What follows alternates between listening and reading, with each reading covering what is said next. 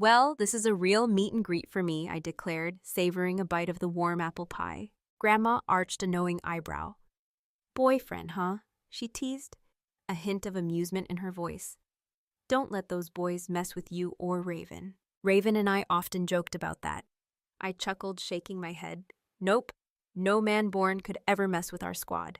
Good, keep it that way, she advised, her tone firm yet filled with affection. Men come and go, but your bond with Raven, that's for keeps.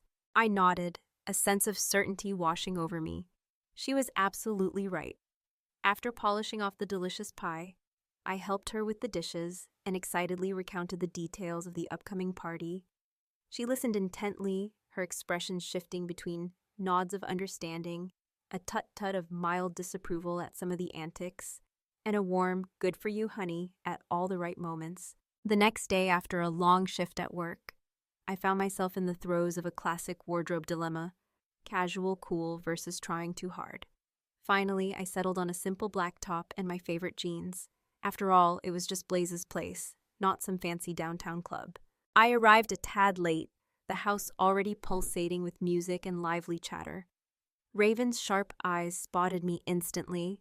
She waved enthusiastically from across the crowded room, where she stood chatting with a tall, dark-haired guy. "Emma, you made it," she yelled over the music. "Come meet Axel." As I approached, Axel turned and offered a charming smile, though his gaze lingered a beat too long for a casual introduction. "Heard a lot about you," he said, his voice smooth and confident. "Only the good stuff, I hope," I replied, trying to match his easygoing demeanor. "All good, promise," Raven chimed in, her eyes flicking between Axel and me, a subtle, unreadable expression in their depths that made me feel a flicker of unease. I brushed it off as pre-party jitters. The three of us fell into conversation, and Axel was undeniably charming, making me laugh more than I'd anticipated. However, every now and then, his compliments felt a tad too pointed, his glances a little too intense. I ignored the nagging feeling in my gut, chalking it up to overthinking. After the party, things between Axel and me escalated with surprising speed, faster than I ever imagined. Just 3 whirlwind months later, there I stood, gazing at my reflection in a bridal shop mirror, a vision in a white dress I'd picked out in a dizzying rush. My mom was there, her brow furrowed with concern as she fussed over every tiny detail, ensuring the veil cascaded perfectly. "Emma, honey, you look absolutely beautiful," she said softly, her voice laced with worry. "But are you sure about this? It all seems so fast." I forced a bright smile, trying to banish the persistent doubts that kept creeping into my thoughts. "Mom, it's fine. We're fine. Axel's great, you know that." She sighed, gently smoothing down the fabric of my dress. "I know, sweetie. I miss Raven being around. Have you talked to her lately?" The mention of Raven was like a sharp jab to my stomach. We hadn't spoken since the engagement party, a gathering she'd left early with a strained smile and an unusually tight hug goodbye. "Not really, Mom. You know how it is. Things just got a bit complicated." The weeks leading up to the wedding were a chaotic blur of planning and a palpable tension. Raven's absence loomed large, a gaping hole in every festivity. I tried reaching out, but my calls went straight to voicemail, and my texts remained unanswered. It hurt more than I cared to admit, and with each passing day, the weight of her silence grew heavier. Finally, the wedding day arrived. The walk down the aisle was a surreal mix of beaming smiles and heartfelt well wishes, but my gaze kept drifting to the empty seat where Raven should have been. Axel stood at the altar, looking incredibly dapper and smiling broadly as I approached. His eyes sparkled with what seemed like pure joy, but behind the happiness, I caught a fleeting glimpse of something else. Was it impatience? We exchanged our vows, and the pastor pronounced us husband and wife. The reception that followed was a lively affair, filled with music and laughter, but the celebrations felt hollow without Raven's infectious laughter and energetic dancing beside me. Later, during the reception, I inadvertently overheard a conversation that sent a cold wave of dread washing over me. Axel was talking to some of his buddies, completely oblivious to my presence behind him. "Yeah, it's all set now. She's a good girl, got her head on straight, especially with finances." Axel said, a sly grin spreading across his face. We'll be sitting pretty, you'll see. His friend clapped him on the back, laughing. Always had a sharp eye for the good ones, Axel. I recoiled, stepping back as my heart pounded in my chest. Was he talking about me? About us? What on earth did he mean by that?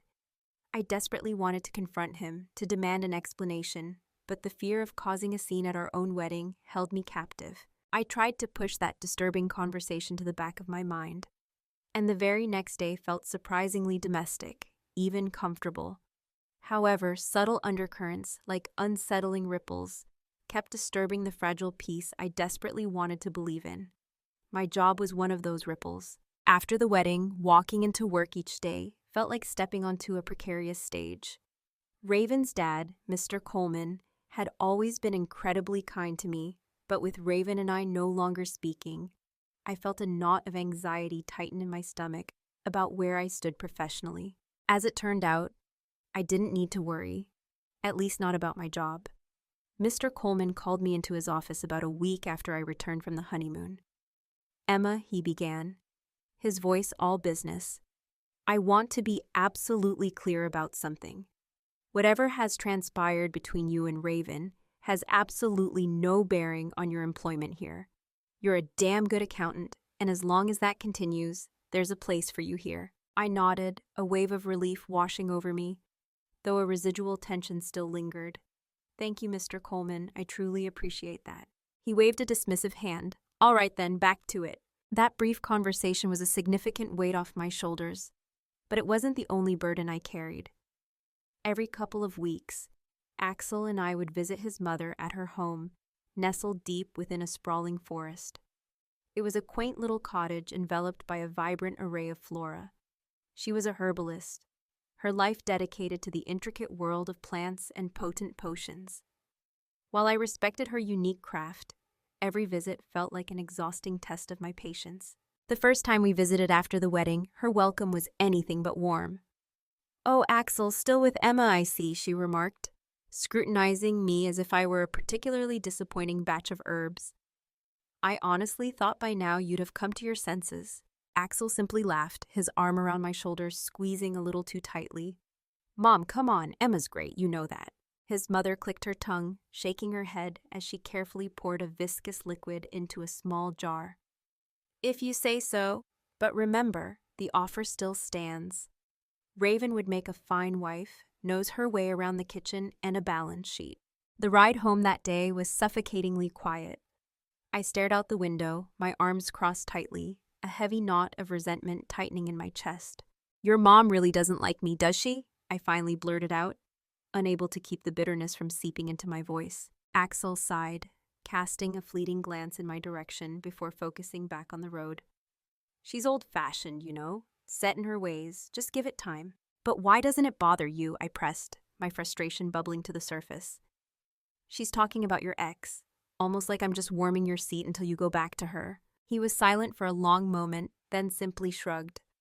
"I don't know, Emma. It's just how she is. Don't take it to heart." But how could I not? Each visit, each pointed comment, felt like a constant reminder that I wasn't quite what anyone was expecting or hoping for. I was the placeholder, the not quite right choice, and with Axel's passive acceptance, I felt increasingly isolated and alone in my own marriage. The day Grandma passed away felt like a physical blow, as if someone had ripped the very ground out from under me. She had been more than just family. She was my guiding star, my unwavering compass, especially during these increasingly stormy times. The funeral was a blur of somber faces and comforting pats on the back, all muted under the heavy gray sky that seemed to weep right along with me. Afterward, we gathered at her lawyer's office for the reading of her will. I sat there numb and detached, not really expecting much. Then the lawyer's voice resonated through the quiet room. Grandma had left her sprawling house and a substantial sum of $400,000 to me, and only me. My head spun, a wave of disbelief washing over me. From the corner of my eye, I caught Axel's immediate reaction. His eyes didn't just light up, they practically sparked with avaricious excitement. "Wow, babe, that's amazing," Axel exclaimed, squeezing my hand a little too tightly as we left the lawyer's office. "Your grandma really set us up." A seed of discomfort began to sprout within me, a nagging tug in my stomach. I tried to rationalize it, telling myself it was just grief, that the unease stemmed from the profound loss of Grandma, not from Axel's unsettling reaction. But deep down, I knew better. This was a different kind of discomfort, one I couldn't simply explain away. Back at home, things began to subtly shift. Axel started disappearing in the evenings, coming home later and later with flimsy excuses that barely held water. He'd brush off my increasingly worried questions with a dismissive flick of his hand. Just out with the boys, you know how it is. But I didn't know. It all felt terribly wrong. The final straw came one tense evening over a strained dinner. Axel casually brought up the inheritance. "You know, Emma," he began, his voice deceptively nonchalant as he passed me the salt. "We should really think about investing that $400,000 and the house. We could sell it, make a fortune, and invest that too." I stared at him, my fork suspended halfway to my mouth, the food suddenly tasting like ash. "Sell Grandma's house? Are you serious?" "Yeah, why not? It's just sitting there, and think about the money we could make." He was brimming with an unsettling enthusiasm, as if he'd just unveiled the perfect, foolproof plan. I slowly placed my fork back on the plate, my appetite completely gone. "No, Axel, I'm going to rent it out.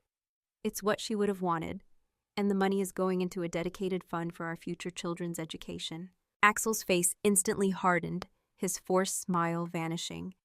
"That's a stupid idea, Emma. We could be rich if you weren't so damn sentimental about that old place." His harsh words stung, and we erupted into a bitter argument, voices raised in anger.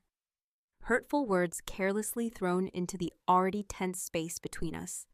Words that, once spoken, could never truly be retracted. He eventually stormed off, leaving a chilling silence in his wake, and we didn't speak for days. The next time Axel and I spoke, the air between us was thick with an awkward tension.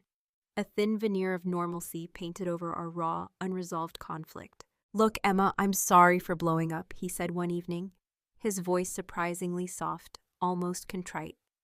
"I just think we need to think practically about our future, about making the most of what we've got." I offered a curt nod, not trusting myself to speak, my own words likely to betray the bitter resentment that had begun to fester deep within me. "We'll do it your way," he added. But the way he said it, like a begrudging concession rather than genuine agreement, left me feeling cold and isolated. As days bled into weeks, the chasm between us widened. Axel spent increasingly more time away from home, and I found myself drawn to the comforting familiarity of Grandma's house, meticulously planning the necessary renovations to transform it into a welcoming rental property. It was one of those rare Sundays when we didn't have any specific plans, so Axel suggested we visit his mother. I agreed with a heavy heart. Each visit had become progressively more difficult, but I didn't want to be the reason he couldn't see his own mother. She greeted us with her usual reserved smile, a polite formality that never quite reached her cold eyes. It didn't take long for the already strained atmosphere to thicken. Not even halfway through a tense dinner, she began rubbing her temples dramatically, her sighs heavier than the humid summer air.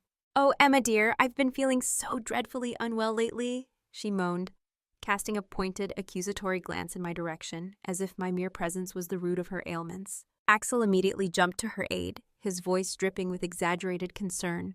"Mom, what's wrong? Is there anything we can do?" I recognized that tone instantly. It was the prelude to him volunteering my time, as if it were his to freely give. Sure enough, his next sentence was directed squarely at me. "Emma, maybe you could stay here for a few days, help Mom out. You know, take care of her." I was already shaking my head before he even finished his ridiculous suggestion. "Axel, you know I have a packed schedule at work. Besides, maybe it's time to consider a more permanent solution." "I don't trust modern medicine," his mother snapped, waving a dismissive hand in my direction, while her other hand gestured towards the cluttered shelves overflowing with dried herbs and dusty bottles. "I have my own remedies. I just need a bit of help around here, that's all." The ride home was the palpable disappointment radiating off Axel, a thick fog that filled the car, leaving no room for rational conversation. "You know," he said suddenly, his voice cold and distant, his gaze fixed on the road ahead, "I'm not sure you really love me." Refusing to help my mom says a lot about your feelings towards my family. I turned to him, utterly stunned. How can you even question my love based on this? I've supported every single decision, attended every tedious family gathering. And now you say this? You don't act like someone who's even remotely part of this family. Maybe, he retorted, his voice laced with a cruel edge. Maybe I made a mistake marrying you. The words sliced through the last fragile threads of my patience. Are you saying you want a divorce? I asked. My voice barely a whisper, the weight of his words crushing me. If things don't change, maybe I do. He replied curtly, his profile stark and unforgiving against the passing streetlights. The next few weeks were a desolate landscape of silence and growing resentment. Axel withdrew further, busying himself with anything that meant avoiding spending time with me. At night, he'd have loud, one-sided conversations with his mother on speakerphone, her self-pitying complaints about her deteriorating health echoing through our small apartment. "Oh, Axel, I don't know how much longer I can manage on my own," she'd wail dramatically. "Your wife doesn't even care if I die." And each time, Axel would cast a silent, accusatory glance in my direction, as if her well-being was solely my responsibility.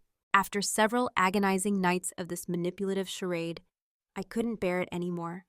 I started wearing soft foam earplugs, a blessed barrier against his mother's theatrical pronouncements and his passive-aggressive resentment.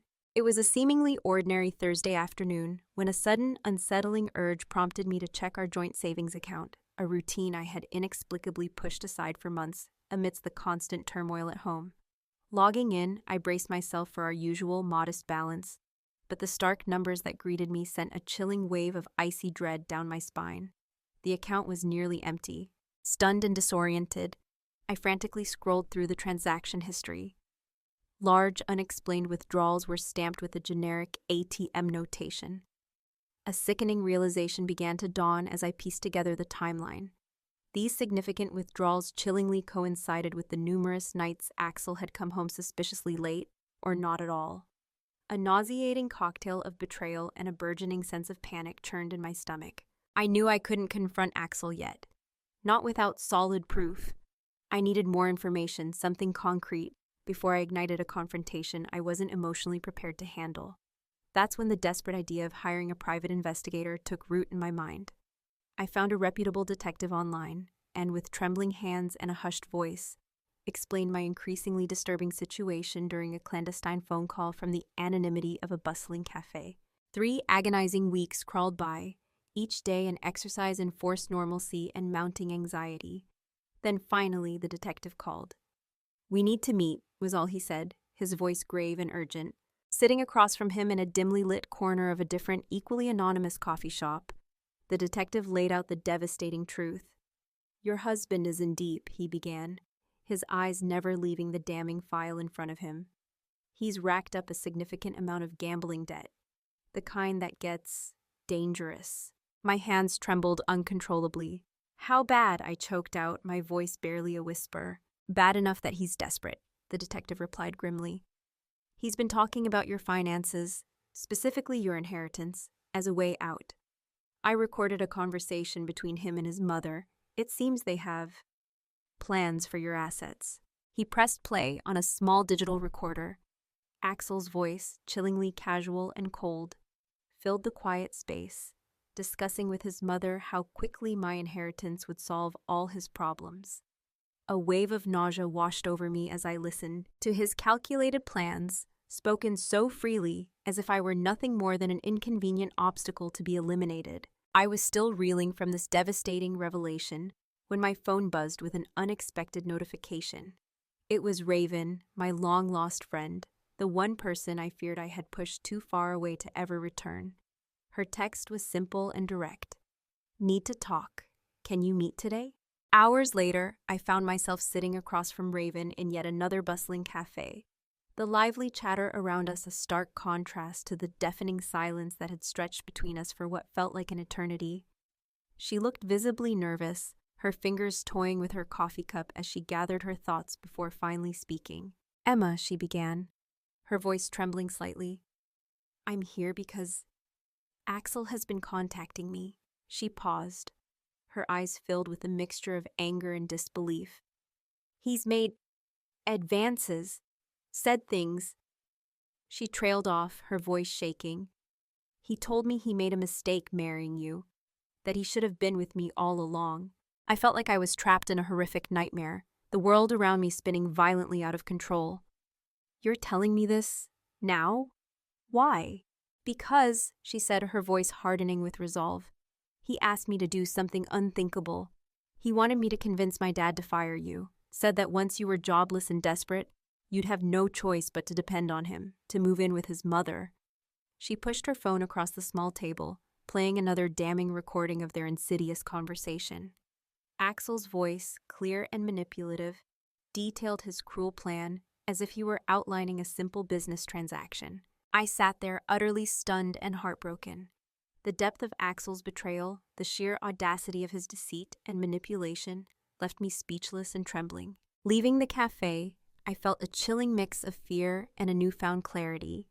It was horrifyingly clear now that Axel and his seemingly overbearing mother were not just unpleasant, they were dangerous. The drive over to Axel's mother's secluded cottage that weekend felt unnaturally long, each mile amplifying the dread that settled like a heavy stone in my chest.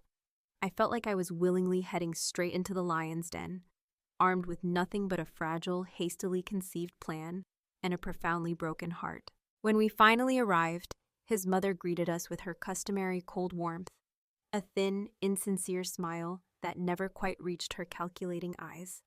Almost immediately, she launched into her well-rehearsed routine of dramatic complaints and thinly veiled passive-aggressive barbs. "Oh, Emma dear, I'm just feeling so terribly frail these days," she lamented dramatically as we settled into the musty, dimly lit living room. "Barely can manage on my own." I offered a tight nod, my stomach churning with a potent mix of anxiety and disgust. But beneath the surface of my forced politeness, my own carefully constructed plan was beginning to take shape. "Why don't we all go for a little walk outside?" I suggested brightly, perhaps a little too enthusiastically. "Some fresh air might do us all good." His mother hesitated for a fleeting moment, then surprisingly agreed, shuffling towards the door with a suspicious amount of agility for someone supposedly so frail. Once outside, I made a deliberate show of bending down to tie my shoelace, strategically allowing them to walk a few steps ahead. Then, feigning a sudden realization, I slipped back into the house under the guise of grabbing a forgotten sweater. Once inside, my heart hammered against my ribs as I quickly opened the voice recorder app on my phone and discreetly tucked it under a cushion on the worn sofa. Rejoining them outside, the innocuous device was now silently recording whatever sinister machinations might transpire in my absence. We strolled through the overgrown garden for a while, the conversation light and superficial, but my mind was racing, every nerve ending on high alert. After ensuring they were deeply engrossed in their idle chatter, I excused myself, feigning a sudden throbbing headache and the urgent need for a quick lie-down. They continued their leisurely walk, and I retraced my steps back to the cottage, my movements as silent as a whisper. Hiding in the cramped, musty pantry just off the living room, I strained my ears, my breath held captive in my chest. Soon, their voices, now unguarded and conspiratorial, floated through the thin door. Axel's voice was laced with a chilling excitement, his mother's dripping with a sinister, triumphant joy. "It's almost ready, Mom," Axel hissed, his voice sending icy shivers down my spine. "Once Emma moves in for a few weeks to help out, we can start with the herbs you prepared." "Oh, Axel dear," his mother replied, her voice a low, wicked chuckle that sent waves of horror crashing over me. "Everything's prepared perfectly. Those special herbs of mine, they work fast, very fast, and leave absolutely no trace. Just make sure she drinks her tea every morning. No one will ever suspect a thing. And once she's gone," Axel continued, his voice devoid of any remorse, "no more debts hanging over my head. I can finally clean up my mess and move on, maybe even with Raven." Feeling as if my entire body had been encased in a block of ice, I carefully and silently made my way back out of the pantry and into the empty living room. With trembling fingers, I retrieved my phone, stopped the recording, and slipped it into my pocket, the small device now a heavy weight of damning evidence against them. That night, sleep eluded me. The chilling recording played over and over in my mind, each word a fresh stab of betrayal and terror. I knew I couldn't remain silent any longer. I had to act, and fast. The morning couldn't come soon enough, and with its arrival, I would begin setting my desperate plan into motion. I never imagined I'd have to orchestrate my own life as if it were some dramatic scene from a movie. But there I was, steeling myself for the performance of a lifetime. Coming home from work the following Tuesday, feigning utter despair, I threw my bag onto the sofa with a dramatic thud, letting out a heavy theatrical sigh as I collapsed beside it. "I got fired today," I announced, my voice thick with mock devastation. "Raven's dad kicked me out at her request. There's absolutely nothing left for me here now." Axel froze, his eyes widening with a grotesque mix of feigned shock and a disturbingly triumphant glee. "You got fired? Really? Well, that's unfortunate, babe," he stammered, a barely concealed smirk playing on his lips. "But hey, maybe this is for the best, you know? Now you can finally move in with my mom, help her out. She really needs you." His words, so predictably selfish and callous, fueled my carefully controlled fury. "No, Axel," I shot back, rising to face him, my voice trembling with carefully crafted anger. "I will never move in with her. I can't believe you would even ask that of me." His face contorted with genuine frustration as he yelled back, "Well, if you won't even do that for us, then maybe we shouldn't even be together. Maybe we should just get a divorce." The word divorce hung in the air between us like a dark, ominous promise. With a grim satisfaction, I reached into my bag, my fingers closing around the crisp divorce papers I had secretly prepared weeks ago. Smiling thinly, a chillingly calm facade masking the turmoil within, I handed them to him. "You want a divorce, Axel? You got it. I've already signed the papers. It's over." His expression, a bewildering mix of confusion and dawning horror, was almost cathartic to witness. "What, you want this?" "I know everything, Axel," I said, my voice surprisingly steady despite the frantic beating of my heart. "About your debts, your disgusting plans with your mother, everything." As the full weight of my words crashed down upon him, his initial shock morphed into a dangerous, uncontrolled anger. He took a menacing step towards me, his fists clenching. But before he could reach me, the front door burst open, and 2 uniformed police officers strode into the room, their imposing presence a solid wall between me and my enraged husband. Axel's fury deflated instantly as the stark reality of his exposure hit him like a physical blow.